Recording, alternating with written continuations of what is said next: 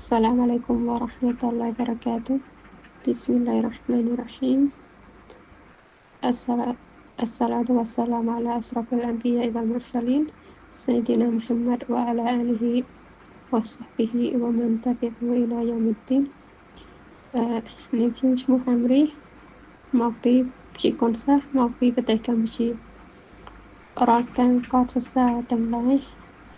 ទៅចំពោះអល់ឡោះជាម្ចាស់តែមួយអង្គគត់ជាកិច្ចដំបូងខ្ញុំសូមធ្វើការថ្លែងអំណរគុណទៅចំពោះ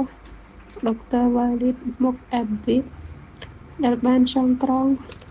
មេរៀនវេយ្យាដែលបានចងក្រងនិងខិតខំប្រឹងប្រែងចំណាយពេលវេលាដ៏មានតម្លៃដែលបានចងក្រងនៅមេរៀនវេយ្យាករណ៍ឲ្យកាន់តែមានលក្ខណៈវិទ្យាសាស្ត្រជាសាអល់ឡោះខៃរអ៊ូស្តាហ្សាហ៊ីបាកាស៊ីហ្វដែលបានណែនាំវគ្គសិក្សាវេយ្យាករណ៍នេះដល់នាងខ្ញុំហើយក៏ជាគ្រូមេទួនដែលបានបង្រៀនវគ្គវេយ្យាករណ៍នេះដល់ខ្ញុំនៅវគ្គមុនជាសាអល់ឡោះខៃរអ៊ូស្តាហ្សាស៊ូកៃណាអសាប៊ីដែលបានបង្រៀនវេយ្យាករណ៍ដល់នាងខ្ញុំជាសាគុំជាសាអល់ឡោះខៃរអ៊ូស្តាហ្សាហ៊ីអាមីណាហ៊ូសេនដែលបានបង្រៀនអ៊ែរ៉ាប់ដល់នាងខ្ញុំហើយនឹងជាសាគុណអល់ឡោះខៃរនៅមេទុនទាំងអស់នៅក្នុងវិទ្យាស្ថានទាំងឡាយទាំងអស់តាំងពីមេរៀនដំបូងមកវាច្បាស់ណាស់ថាមេទុនគឺជាអ្នកដែលមានចំណេះដឹងនិងមានការដេចម៉ាក់ញ៉ាចិត្តយ៉ាងមុតមមជ្រាលជ្រៅក្នុងការជួយដល់កូនសិស្សក្នុងការសិក្សាវគ្គវេយ្យាករណ៍មួយនេះភាពអត់ធ្មត់ក្នុងការបង្រៀនភាពច្បាស់លាស់និងភាពប៉ិនសប់នៃការបង្រៀនរបស់មេទុនដែលនឹងការបំបែកភាពស្មុគស្មាញនៃវេយ្យាករណ៍អារ៉ាប់ឲ្យកាន់តែមានភាពងាយស្រួលនិងងាយយល់ដល់កូនសិស្សទាំងអស់ជាពិសេសហើយក្នុងនោះផងដែលមេទុនក៏បានបំបែកនៅមេរៀនវេយ្យាករណ៍ដែលលំបាកបំផុតឲ្យខ្លះទៅជាមេរៀនដែលងាយស្រួលនិងមិនមានភាពស្មុគស្មាញហើយវាធ្វើឲ្យមេរៀនកាន់តែមានភាពទាក់ទាញនិងសប្បាយក្នុងការរៀនក្នុងរយៈពេលខ្លីនេះខ្ញុំមិនរំពឹងថាមេរៀនទាំងអស់វគ្គនេះនឹងគ្រប់ដណ្ដប់នៅគ្រប់មេរៀនទាំងអស់នោះទេក៏ប៉ុន្តែមេទុននឹងបានគ្រប់ដណ្ដប់ទាំងអស់នៅមេរៀននេះដូចជាខ្ញុំបានធ្លាប់ដឹងពីមុនមកថា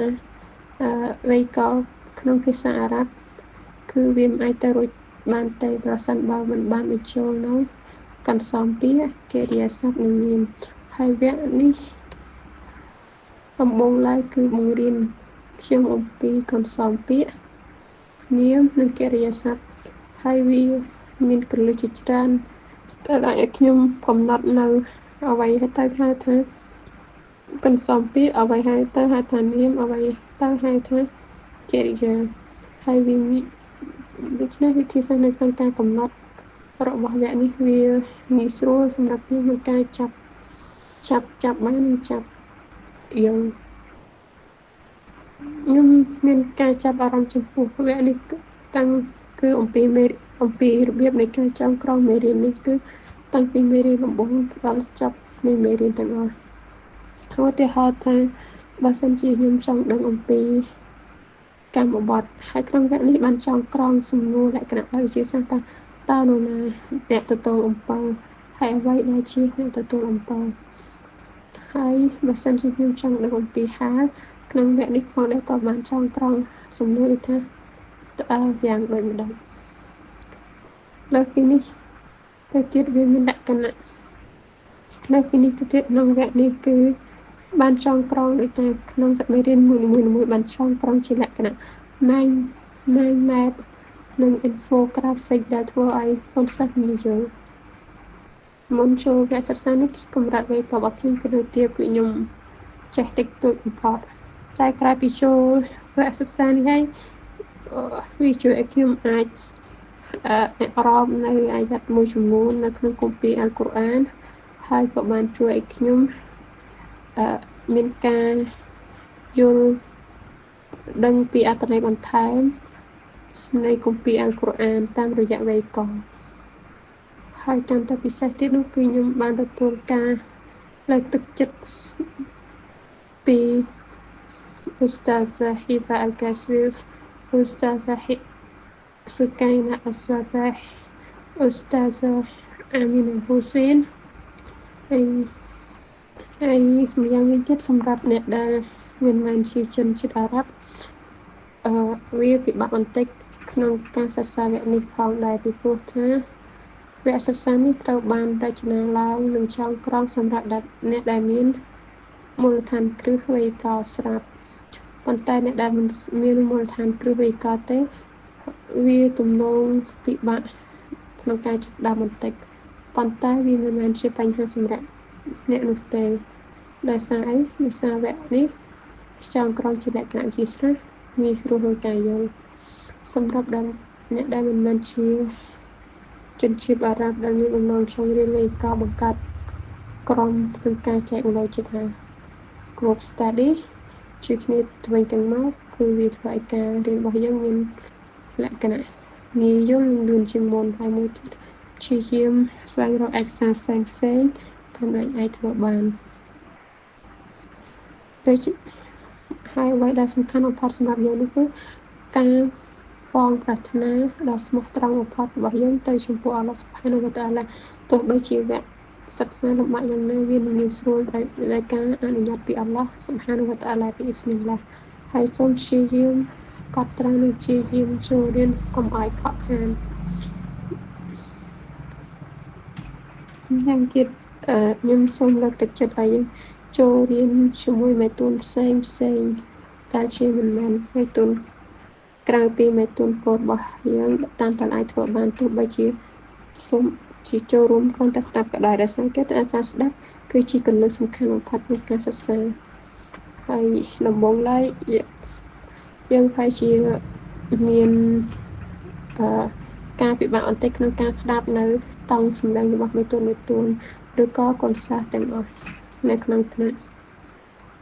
ហើយម្យ៉ាងទៀតយើងសម្រាប់អ្នកដែលមិនមានជំនាញជាតិអារ៉ាប់គឺគួរអ្វីដែលគួរផ្ដោតមុនគេគឺត្រូវស្វែងយល់ថាអ្វីទៅជាកំសោមពាក្យអ្វីទៅកតសញ្ញាណនៃកិរិយាសព្ទមួយអ្វីទៅជាអត្តសញ្ញាណនៃនាមមួយដូចចាស់ដូចពាក្យចាស់លោកពោលថានៅពេលដែលយើងឃើញគេរត់ដើរយើងត្រូវរត់ពេលដែលយើងឃើញគេរត់យើងត្រូវរត់ឲ្យបានច្រើនលឿនជាងគេហើយជាចុងក្រោយមកសូមអ្នកដែលមិនមែនជាជនជាតិអារ៉ាប់កុំអស់សង្ឃឹមដោយសារភាសាវេយ្យាករណ៍វាមិនពិបាកក្នុងការរៀនដូចជាយើងគិតនោះទេដរាបណាដែលយើងចេះហើយម្យ៉ាងវិញទៀតបើសិនជាវគ្គនេះអាចចងក្រងនៅគន្លឹះនៅរាល់កន្សងពាក្យទាំងឡាយដែលជាភាសាអារ៉ាប់ទាំងអស់ហើយការហើយនឹងមួយទៀតគឺដើម្បីភ្ជាប់នៅសព្វនាមជាមួយកិរិយាសព្ទដោយសារតែកិរិយាសព្ទក្នុងភាសាអារ៉ាប់មានច្រើនហើយកិរិយាសព្ទមាន3តែសព្វនាមមានច្រើនដូចសព្វនាមរបស់គាត់ស្រីគាត់ប្រុសគាត់ស្រីទាំងពីរគាត់ប្រុសទាំងពីរពួកគាត់ស្រីពួកគាត់ប្រុសអញ្ចឹងដូចជាគាត់ស្រីបានធ្វើដូច fa'alat